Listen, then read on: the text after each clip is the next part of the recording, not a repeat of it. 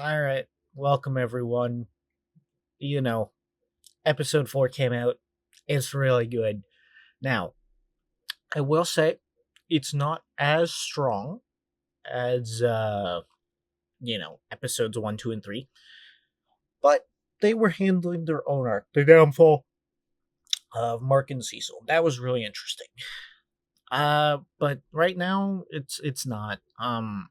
We're starting what I think is a brand new arc, which is Mark on his own as a relationship with Eve, which is really really cute. I'm not gonna lie. But then we also have Alan and Nolan breaking out, which obviously is the best part of the episode. And I'll try not to spoil too much, but there will be minor spoilers. And yeah, overall, it was really really good. For example, I think that the Immortals character in this episode was really really interesting and took a different turn from what I was expecting. Now, not necessarily to say I fully agree and think that he's this is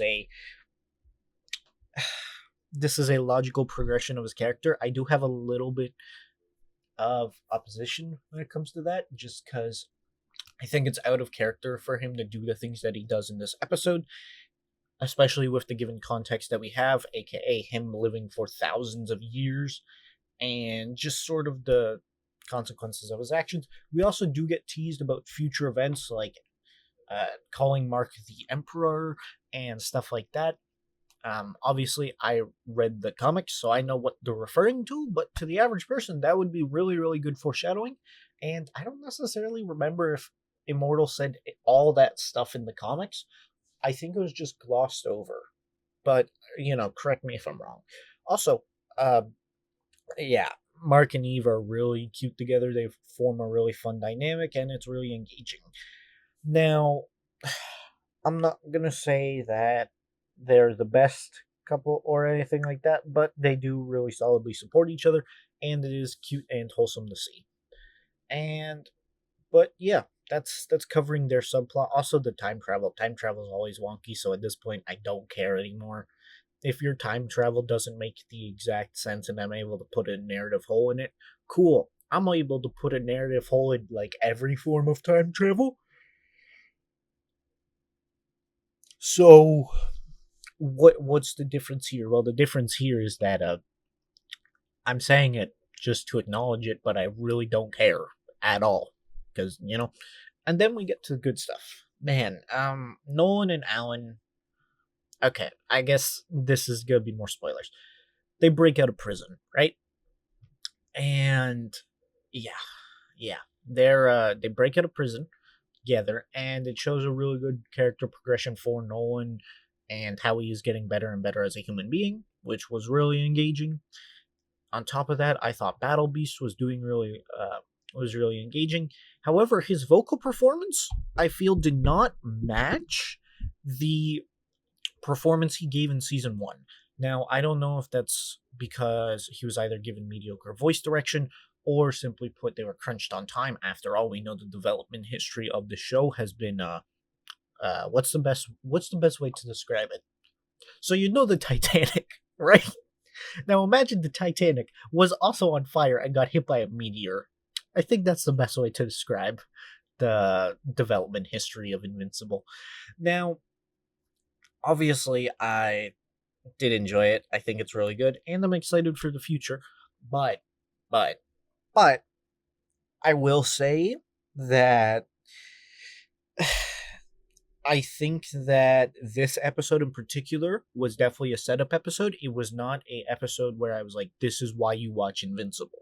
It was very solid, but I can't really give it that much. After all, it's not paying off any or a lot of built up momentum that has been present in other seasons, like for example, Cecil and Mark for the first three, or even Omni Man and stuff like that.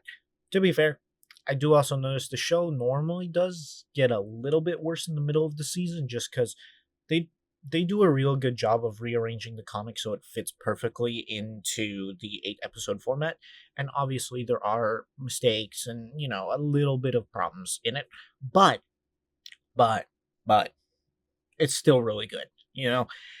And yeah, overall, I'm really excited about the season going forward. I think that if Nolan continues on this trajectory, I think it's gonna be really engaging.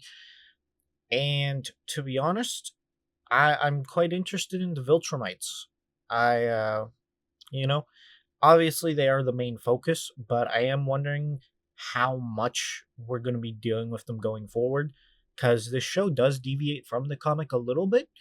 So I wonder if we will be spending more time on Earth, more time doing stuff on Earth, and seeing how the Earth is progressing. You know, on top of that, I think that they're playing much more into Mark's humanity in this adaptation, which, that's neither here nor there. I personally like it more, but I've heard some people say that they like the comic more. And you know what? Everyone is entitled to their own opinion. So, yeah, right? Anyway, this episode, I would say probably a 7.5 out of 10. It would be an 8 if it was maybe had a little bit tighter of a script, or maybe they dove a little bit into the true truly show-stopping moments. It This episode didn't really have it, which is why it's lower ranked than most of the episodes this season, but we deal with it, right? Anywho, uh I'm going to start editing this video and get this out before I have to go to work. So, like, comment, subscribe, all that jazz, and have a fantastic day. This is Rox signing out.